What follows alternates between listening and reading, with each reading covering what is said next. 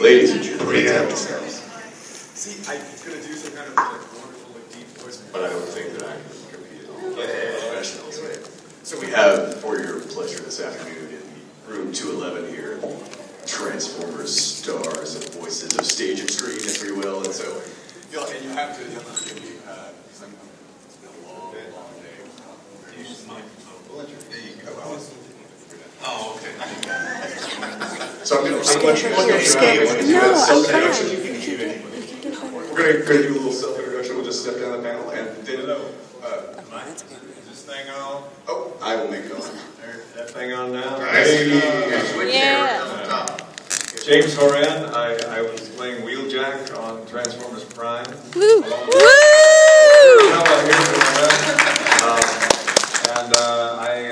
Yeah, we did that for 3 years, and that's my contribution to the Transformers world. But I'm ready to do more. Yes, if you're listening out there, hire him. He's good. I'm Steve Blum. I've been doing Transformers games forever, and I was lucky enough to play Starscream on Transformers Prime.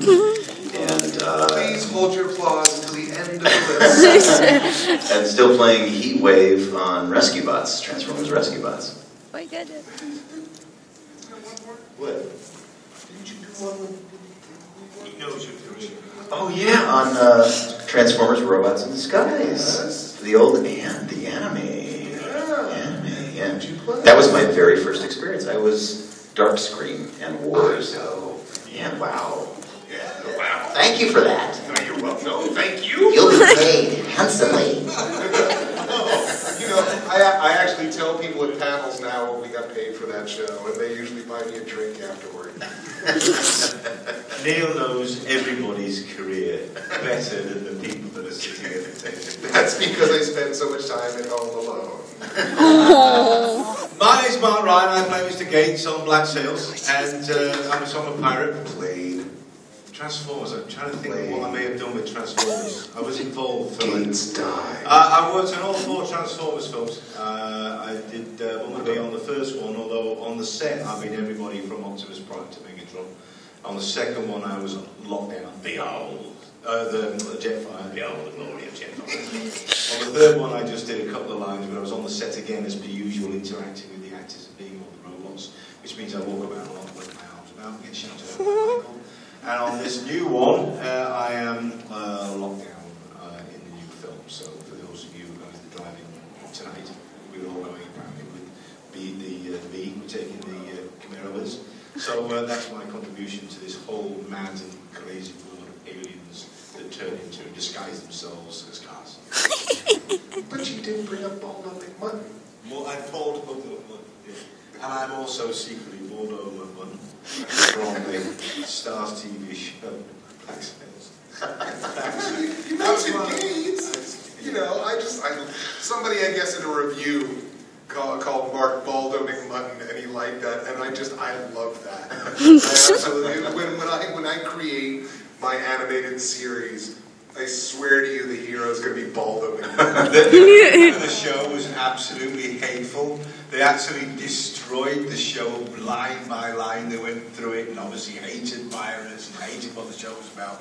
And they gave everybody names, and I ended up being nicknamed Baldo McMutton. Well, so funny I thought this was that I tweeted out the crit as a joke, and now it's stuck. So I'm now known. Mr. Gates is now known for eternity as Baldo McMutton. I'm still waiting for the T-shirt.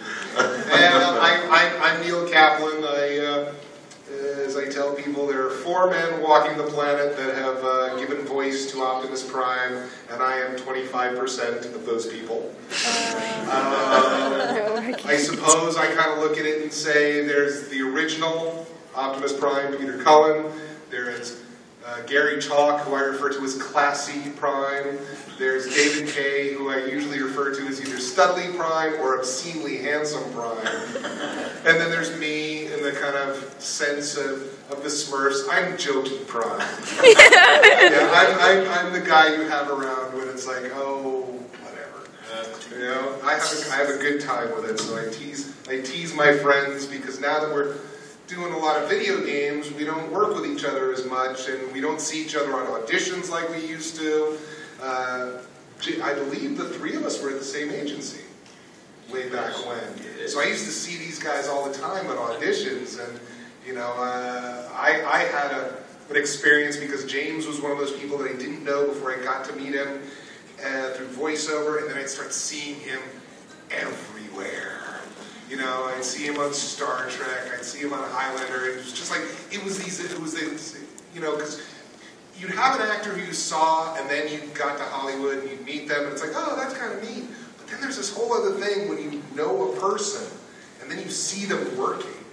And it's been really cool. And then, of course, I did Digimon with Steve Blum back in, like, 1999, and I had not much of an idea what Steve's career was like before that. But to watch his career explode and continue to, from this guy that I knew doing, you know, little silly Digimon voices with, it's been a joy because, you know, if you sit here and you focus your time and your energy on your own pursuits and what you want, you miss so many wonderful things in this career. And then I got to meet this man, you know, and I mean, he's my Baldo McMutton. I was just going to say, and he almost killed me one night. We're so pleased that you gave up the male stripping, because just look what the voiceover world would have lost. Well, the men hated that when I stripped them. It just wasn't working out. I wasn't making any money. I was just offending people. There were times you ripped their pants down, and yeah, it was awful. I wasn't good at it. You're supposed to strip yourself. Oh. I might suggest if you people have questions, to raise your hands. Otherwise, and then I'll find you. We just may end up talking like this for an hour. Between ourselves. That's what we did, yeah. Sorry. Hi, guys. They're really going to talk? Okay, no, we're ready now. Fire away with your questions. You guys we'll ask questions. Oh, there we go. Who's who? Who does who? What's your... She just came in late, I guess, right? You just came in? Yeah. They just I'm sorry. Can we recap? If not... Just say your character name. James Horan, I did Wheeljack on Transformers Prime. Now we want to hear Wheeljack.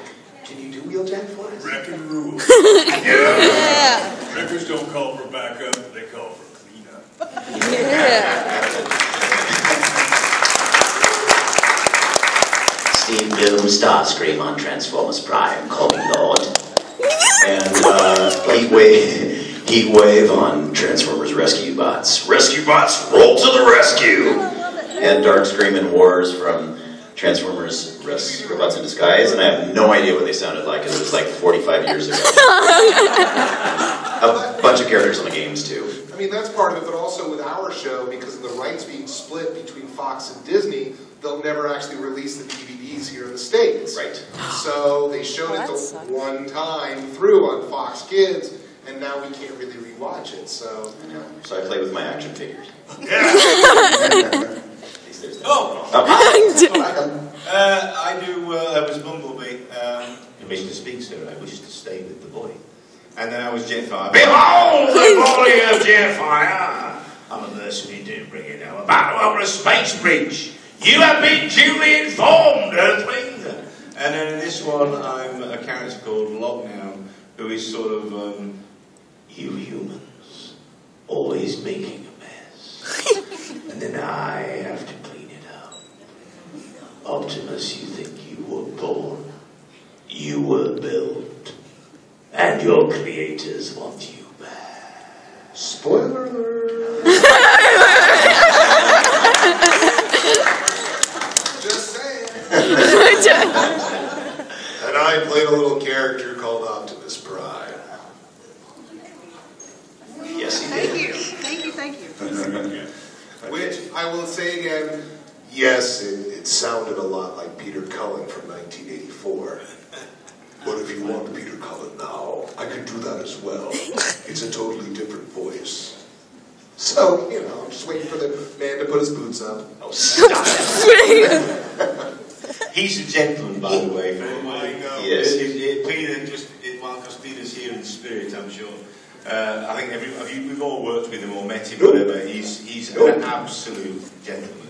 Yes. And very sincere. No, he told me he never wanted to work with you, really. He said, that's in his writer. He said he heard that you were here on this panel, and he said, And he's a very, very nice guy, very generous, always buys around, unlike Neil. And he's always first to the bar, and no, he's a very, very, very sensitive human being. Does Eeyore? Unlike Neil. What? He does the voice of Eeyore also. You know, Eeyore, just so you know, Eeyore is simply a very depressed Optimus Prime. You know? No, I'm serious. It's basically... Transform and roll out again. No, it's... All right, Megatron, you can take over the world.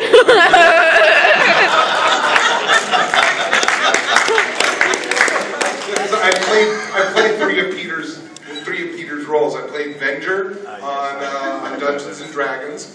On the last episode, which they recorded on the DVDs, I did very low rent educational stuff for Disney because they couldn't afford Peter. I'm known in Hollywood as the budget Peter Cullen, and I'm okay with that.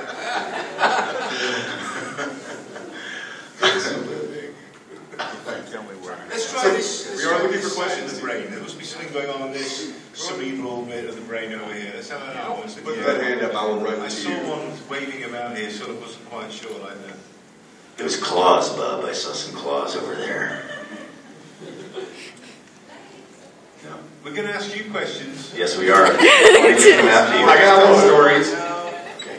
I got a few. I was curious how you discover that you have so many voices and that you have a talent for it. Is it something like after you hit puberty, you start realizing you do some weird stuff? Or? I haven't hit puberty yet.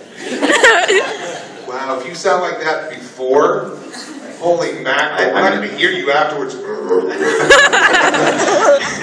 going to be like new definition for bass.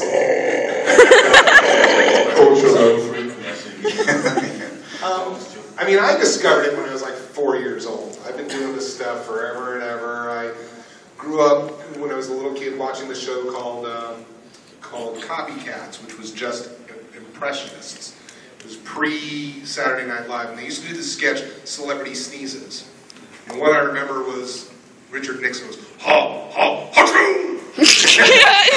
and so that stuck with me. So I remember doing Donald Duck and doing, and having two older brothers, they told me, that's terrible, that's not what Donald Duck sounds like.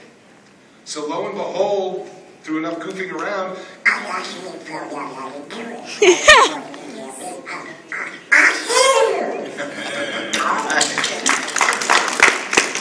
it's, I mean, I've always done that. It's like that to me is what showers are for. You know, to sit there and go, oh, that sounds like a thing. I'll use that. And then I turn around and I use that in the character. I did something last week for Blizzard, which was something that I played around with the acoustics of the bathroom. Use up all my Well, phone that's kind of storage. metallic. You know? I'll stop when you start. I mean, there's too much information here. That's because they're not asking a lot of questions for it. You project into the porcelain. That's nice. Actually, I've never tried that, but I might have. Yeah, I have. Okay. Yeah, dude, I can that's hold my it. best work happens. Hey, you know, where the inspiration comes from.